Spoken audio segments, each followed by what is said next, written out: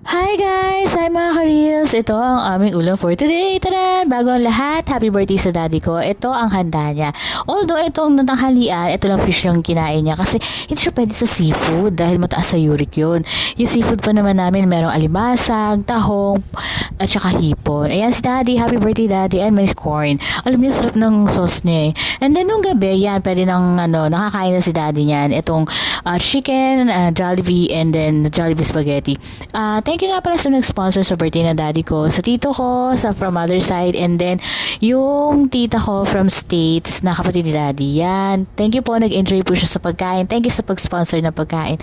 And then, ito yung aming handa. Maraming salamat sa naghanda. Happy birthday daddy. Kung meron kayo suggestion, comment nyo lang below. Follow me guys. Pwede akong makatanggap ng star. So yan.